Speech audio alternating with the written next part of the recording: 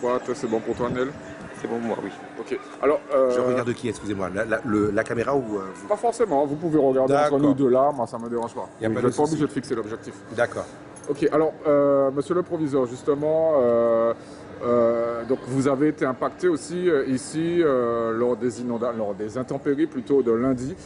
Quels sont les principaux dégâts que vous avez recensés ici au niveau du lycée de La Jetée?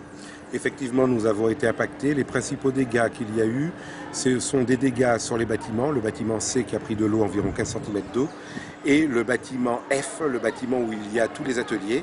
L'eau est montée, mais heureusement, n'a pas touché les machines. Donc, ce qui fait que les élèves ne pouvaient pas utiliser le rez-de-chaussée. Donc, nous les avons confinés à l'étage.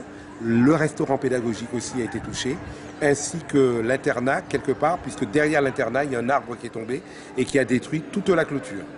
Il y a un autre impact, j'en ai pas parlé, mais qui est important, puisque beaucoup de professeurs ont perdu leur véhicule sur le parking qui était à l'avant, à l'entrée du bâtiment. Donc nous avons 10 professeurs qui sont touchés, ainsi que 4 élèves. Donc ça fait 14 personnes qui ont perdu leur véhicule, puisque les véhicules avaient de l'eau jusqu'au toit pour certains et jusqu'au siège pour d'autres. Alors justement, dans les cours, l'établissement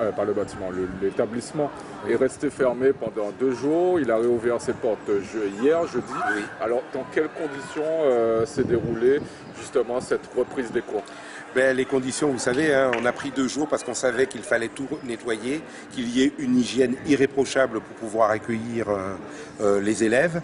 Et donc, j'ai mis au niveau de l'établissement, c'est-à-dire du LPO, tous les agents sur le pont. Et donc, sur les 2 jours, ils ont travaillé non-stop de 7h jusqu'à 17h.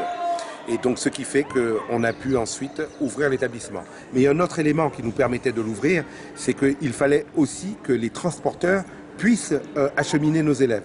Donc je voulais absolument qu'on n'ait pas des élèves qui attendent sur le bord de la route et qu'il n'y ait pas de bus qui puissent venir les chercher. Donc nous avons appelé aussi les compagnies de bus qui nous ont dit, et surtout, excusez-moi, l'Espace Sud, puisque c'est eux qui s'occupent des bus. Et nous avons eu le feu vert et à partir de là, nous pouvions ouvrir l'établissement le jeudi, c'est-à-dire hier. Une dernière question.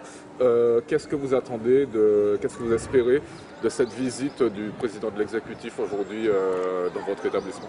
Mais vous savez, je vais vous dire, c'est très intéressant parce que le jour où on a eu cette inondation, le lundi, à 16h, il devait y avoir la signature d'une convention avec le président de la CTM, la préfecture, les représentants du rectorat, etc., sur l'aménagement du parking de l'établissement et tous les problèmes d'insécurité que l'on avait.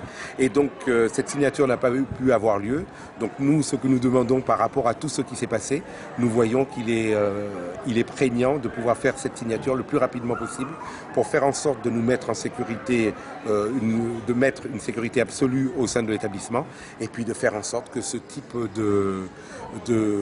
d'inondation ou même d'événement qui a été brusque et brutal ne puisse plus recommencer. Donc c'était peut-être un signe, il n'y a pas eu la signature, mais elle se fera bientôt. Donc je pense que M. Marie-Jeanne, en voyant tout ce qu'il a vu, verra que cette signature est indispensable. Merci beaucoup. Mais de rien. C'est peut-être un bien pour un mal, comme ça. C'est ce que je voulais dire, mais j'ai pas